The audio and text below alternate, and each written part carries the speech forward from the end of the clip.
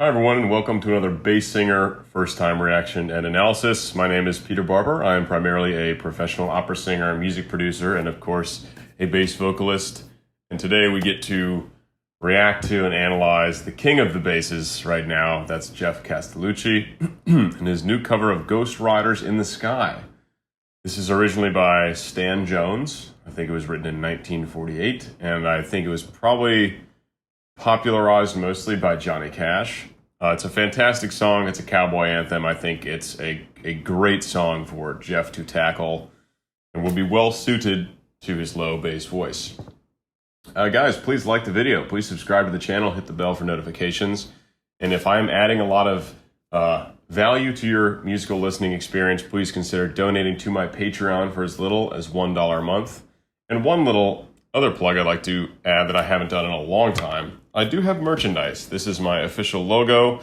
I have two stores set up. One is on Etsy. The other one is on Spring. I will include links to those below. I recently set one up on Spring because that is one of the stores that Instagram is affiliated with, and my Instagram lately has been going pretty insane. It's gotten like 90,000 new followers in the last 5 or 6 weeks, which is like totally bonkers. So I decided I'll get a store set up on there, see if I can make some more merch sales via the Instagram. So check it out. There's all kinds of stuff, water bottles, sweatshirts, t-shirts, tank tops, all kinds of stuff.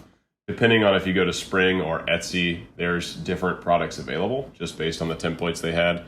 But definitely go check it out, guys. If you want to support me, Patreon, buying merch, all those things are very helpful for me.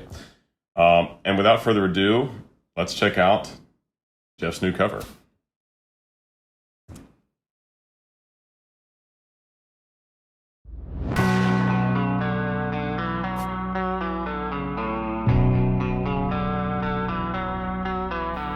An old cowboy went riding out one dark and windy day. Upon a ridge he rested as he went along his way. When all at once a mighty herd of red-eyed cows he saw plowing through the ragged skies and up the cloudy draw. Generally, when Geoff is singing, I'm always just awaiting him to dip down into the basement. That's what I like most about his voice. I think his low chest range is just world class, absolutely phenomenal. In this video, so in terms of his singing technique, we once again have Geoff really prioritizing the flow of sound, the smoothness of the delivery of his voice. And you know, whereas someone like Johnny Cash has like a kind of rough edge to their voice, Geoff's is like very smooth. So where Johnny Cash's voice is a little edgy, Geoff's is very smooth. And that really does change the delivery of the song. For this kind of thing, like a kind of tough guy cowboy anthem, I would probably by nature prefer the grittier tone to it, just because it seems more fitting for that kind of like Rough Rider, Wild West kind of vibe. But I do think that Geoff's voice, being a low bass, is uniquely fitted for capturing kind of the badassness of it, even if the grit isn't there. I also just want to flag this super cool logo before we go back and listen to more.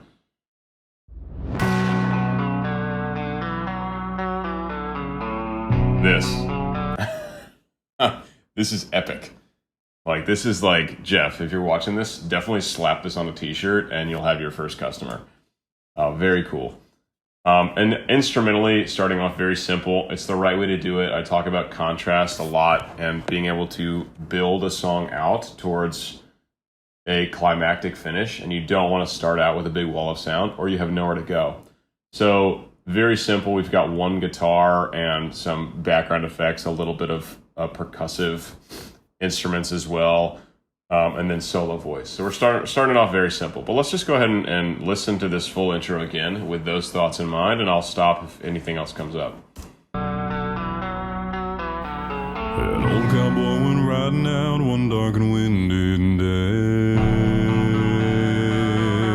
He does hold on to these long... I'm not intimately familiar with... Surely not the original. Johnny Cash is the one I know best. I think Geoff is holding these day much longer than Johnny does. It's an interesting choice to hold on to that phrase so long. And another thing about Geoff singing, he does like to scoop and slide a lot between the notes, which I think is, again, it's his priority of maintaining lines. So like singing through voiced consonants like those are all voiced consonants that you actually sing through and you can keep the line going. And another way of maintaining a legato sound, a connection between the notes, is simply to slide between them. Dark and windy day, which is something Geoff tends to prefer in his singing.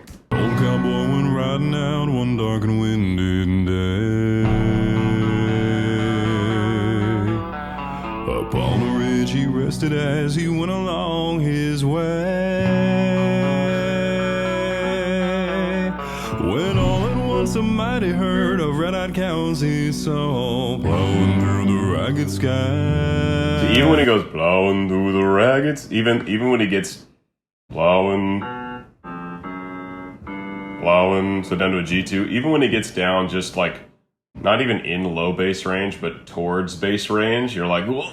It's like exciting because it's generally when he starts teasing out like that, the next thing he's going to do is take it down to the bottom. I love it. I just think his voice opens up so nicely into that bass register. Cows he saw plowing through the ragged skies and up the cloudy draw. It's so good, and I also love B1 down to A1 and then back up to the B1. And this is a place where Geoff doesn't have to compress his sound. Sometimes if he gets down to like the G1 F sharp one, which is just ungodly low in Geoff's voice, you will hear that compression. You'll hear a kind of overextended larynx down. You'll hear a little bit of the tongue pulling back to make it super dark. Right here down like B1, A1, Geoff's still very comfy. And so he gets down in that range and it maintains that relaxation and it maintains a little more of a breathiness kind of sound. And I really like that because you can tell it's very much within his natural range. Like Geoff is comfy at least down to B1 like 24/7, you know, and you can tell the difference in quality between him singing there versus singing a third lower down into like the super low contra stuff. And up the cloudy draw. It's a great quality.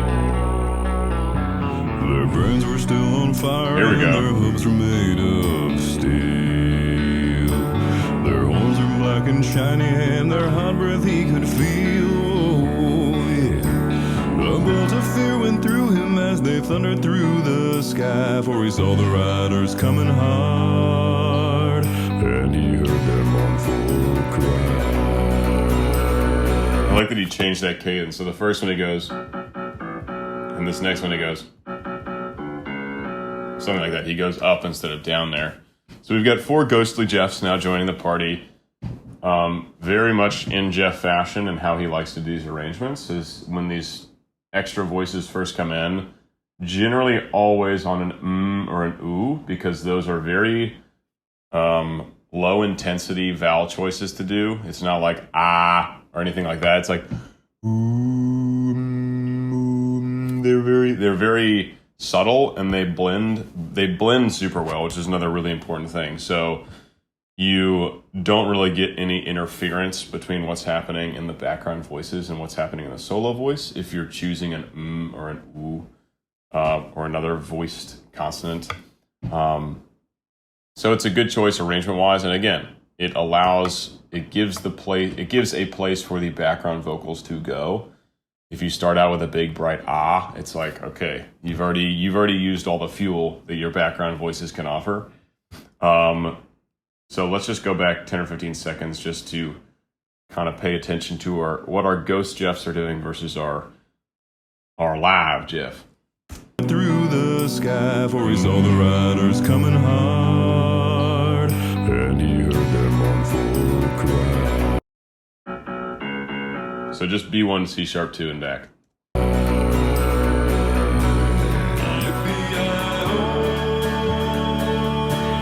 He looks like he literally looks like a White Walker from Game of Thrones with the super like white face paint and the like Arctic blue eyes.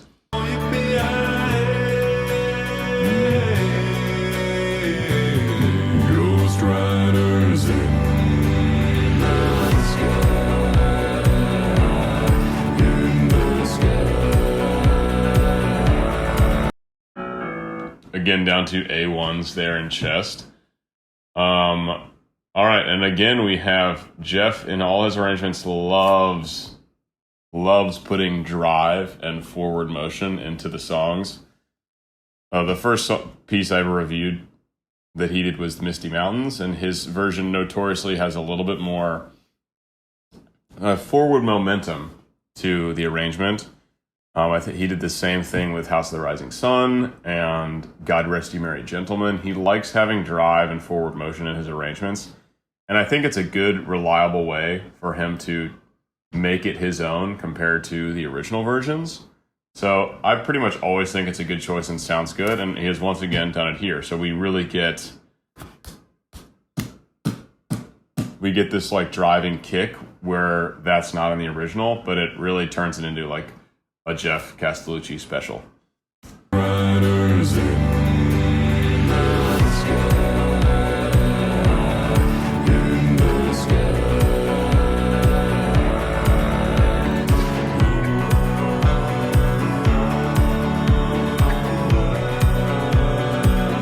I liked how he built that out. And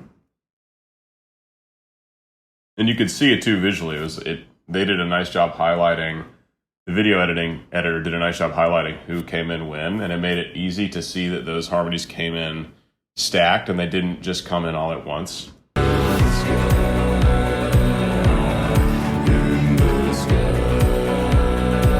I think.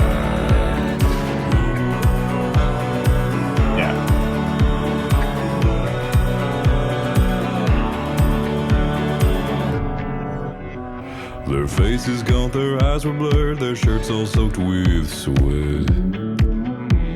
He's right. They definitely have like a fan blowing or something in this studio to give it the idea of like you're out open in the wild west, like riding a horse or something, and Geoff's got his like beautiful hair flowing. Blurred, their shirts all soaked with sweat. He's riding hard to catch that herd, but he ain't caught 'em yet. No. D2s. Oh, what was that? That was interesting harmonically. With sweat. He's right. That was a cool effect. So what that was is that it's called generally it's called an auto filter, and what there was a low pass filter, meaning the low pass, there were low frequencies coming through, and this is a very short effect. I'll raise my finger or something when it happens again. The low frequencies are only coming through, but over the course of 1 or 2 seconds, the filter moves up, so more and more frequencies let through until you get the lows with the highs. Very commonly used in EDM as like a riser effect, to, again, bring in kind of more excitement to the sound, higher harmonics and higher partials. Quite literally, like, based on our biology, we respond and get excited when we hear more of that sound content. But he just does a very short version of it here. I think it's when all the backgrounds are, again, once again using that or oo vowel. Blurred, their shirts all soaked with sweat. He's riding. So during that little motif, listen right at the start, and it's only the bass frequency, but as it goes, then you get more and more of the high content as that auto filter, as that low pass filter opens up. Blurred, their shirts all soaked with sweat. He's riding hard to catch that herd, but he ain't caught 'em yet. No, Yeah, that's what I wanted to hear. But he ain't caught 'em yet. No.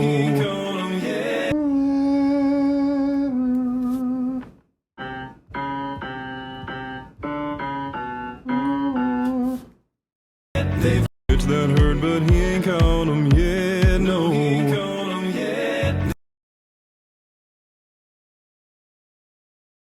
I can't tell exactly what's happening, but there's definitely like an added suspended pitch in there. It's such a shortly held thing. My brain, I can't remember all the notes when I pause it. There is some kind of funky harmonic happening in there. There's at least a second here above the tonic. But I don't want to take too much time figuring that out. If it were a long sustained chord, I might be able to plunk it out while he's singing, but chord identification really isn't my strong suit as an analyst. So some people, like Tu Yang, for example, makes analysis videos, and he really quickly can identify all the chords happening, whereas my specialty is much more about vocal technique especially, and also like relating a bunch of different genres and how they come together, because I've had background professionally and non-professionally in a bunch of different genres, everything from like country music to dubstep. So that's kind of the specialty I bring. If you want to see someone absolutely nail chord progressions and what's happening there, go check out Tu Yang. I will leave a link somewhere for his analysis videos. They are absolutely top-notch. They've got a ride forever on that range up in the sky, on horses snorting fire. As they ride on to their cry. As the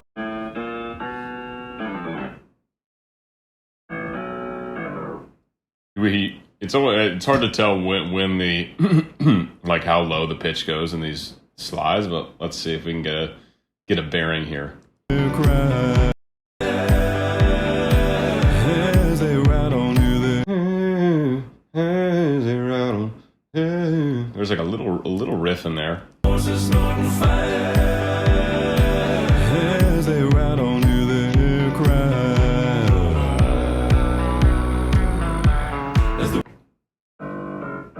Maybe that sounds down to about like a G-ish to my ear, something like that.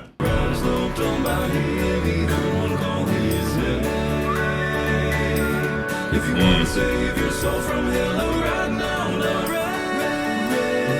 Again, another textbook example of a Geoff arrangement is at some point in the song, the solo voice, in this case the alive Geoff, will cut out, and his four ghostly partners here will take up the solo in 4-part harmony or 3-part harmony, depending on how many Geoffs are with him. So it's just a very classic thing. So Geoff, solo, solo, solo, and then the ghostly Geoffs take over. They take over the lyrics with melody plus variation plus harmony, and then Geoff right now is whistling instead of being the main featured solo voice. But this is a textbook example of about 2/3 of the way through the song. This is what Geoff does in his arrangements. save your soul from hell, as the riders loped on by heavy, one call his name. If you want to save your soul from hell, right now, Is there a really low bass harmony in there? It's very subtle, but in these headphones, because they're meant for very flat stereo mixing, like they're not supposed to be fun to listen on, it's more for accuracy.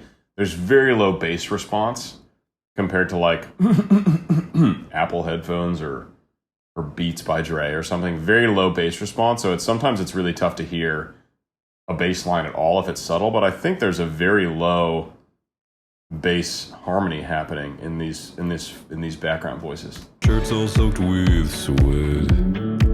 Oh, I went back really He's far. riding hard to catch that herd, but he ain't caught 'em yet. In the sky, on horses snorting fire, as they ride on to their cry. As the riders loped on by heavy, one call his name. It sounds like someone is humming a really low bass line.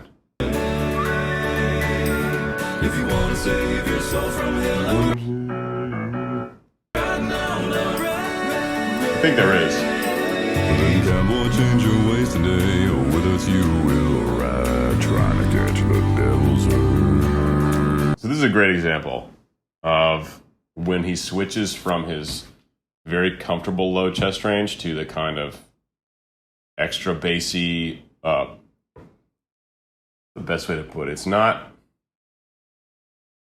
I don't want to say forced because that sounds bad. It just requires a bit more effort for him to reach the G1 in chest. But this is a great example though. Listen to the B1 versus the G1. There's a very clear difference in timbre and effort. With us you will ride, trying to catch the trying to catch. There's just like a little bit more laryngeal drop. There's a little more pharyngeal space. There's a little extra darkness in the sound. It's just a slightly different quality, which is just, I mean, I can't sing that low in chest. Like, it's what happens to every voice, whether you're a super low bass or a high tenor. If you try to go to notes at the very bottom of your chest range, it helps to just push a little down there. It's not what you want to do all the time, but to crank out a huge low G1 like Geoff can, absolutely, do it. Cowboy, change your ways today, or with us you will ride, trying to catch the devil's herd across these endless skies. Sky eye. I like that. Yippee-yi-oh, yippee-yi-oh.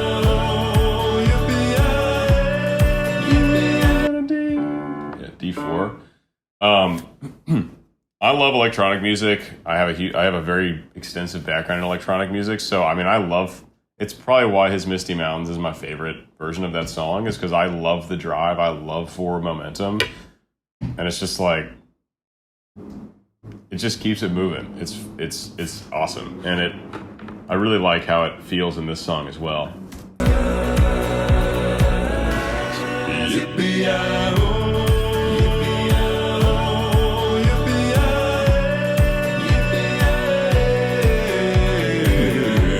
I like that whole line he did.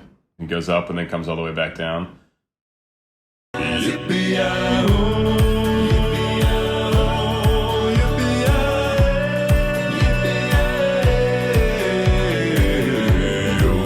Yes, and I love when those lines like perfectly lead into the next chord change.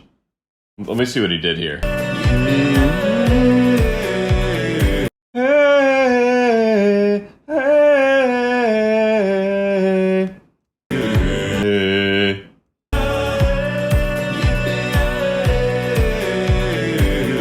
Oh, he does a riff there. And then gets down to the start of the next chord progression. I absolutely love that because you can feel as that line is unfolding where it's going to land, and then depending on what chord comes next, it feels very final, and like this thing you've been waiting for has now been complete. I love it.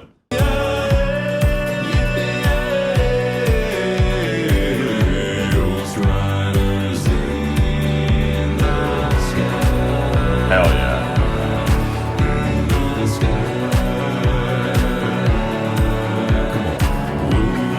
Come on.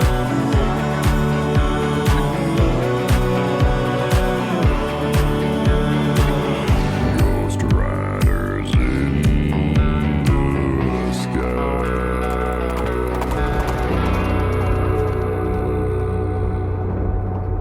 Oh! Awesome. So, of course, this final section we have a few tags, which means the music repeats with slight variations, mainly in what Geoff was doing in the solo line, just like kind of no longer singing words so much until the end, but singing like the yippee-yi-yi or like the oh, whatever he was doing there, just kind of like varying that.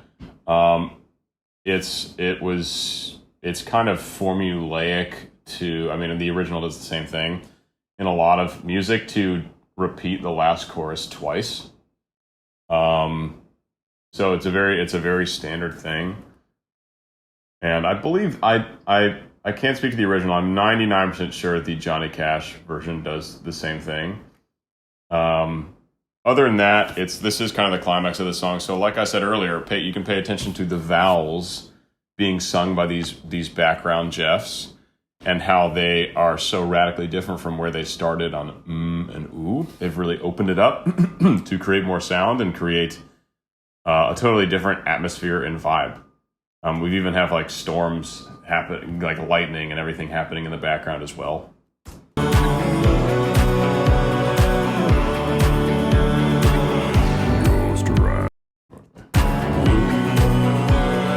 it's a lot of woes and ahs. It's like a depending on, I think the lower voices are sticking more towards aw, but the higher voices, out of necessity for where that sits in his range, he's opening it up a little more towards an which is just like a little more comfortable up there. Either way, whatever vowels they're doing, far more open and exciting than oohs and ums where they started.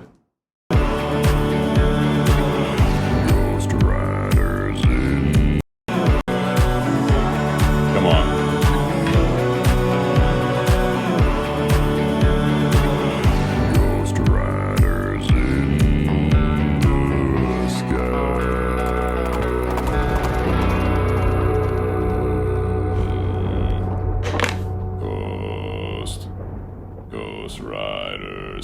Ghost Riders.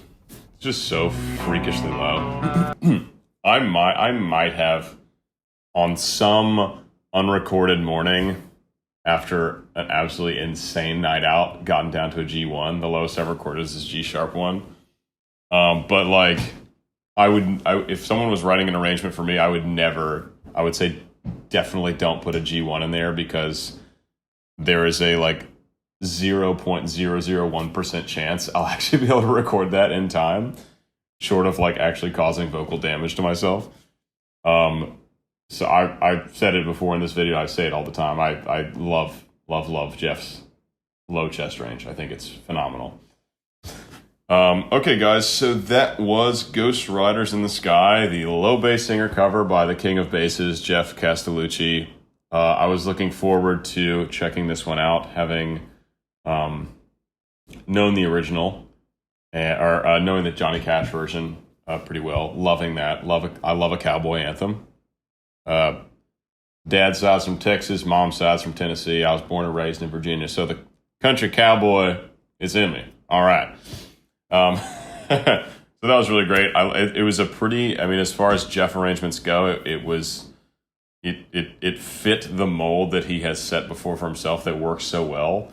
But even though we are used to some of the techniques Geoff uses in his arrangement, for me, it doesn't make it any less interesting or exciting, because it always, you're guaranteed to find variance and differences, of course, between his arrangements just based on the songs he's doing. Like, even if he used some of the similar arrangement techniques as he did in Misty Mountains, this song is so radically different from Misty Mountains at its core that it still makes for a very interesting and exciting new experience. So I think he does a great job. I think he's got a great system for his arrangement that works super well. And that's that, guys. So like I said in the beginning, please like the video, subscribe to the channel, hit the bells, join my Patreon for a lot of behind-the-scenes access and other benefits as you ascend the tier level. And check out my merch if you want to support me that way. I absolutely love it when people send pictures of them wearing my merch. I'll always share it with my audience, which is closing in on 100,000 on Instagram, which is very exciting.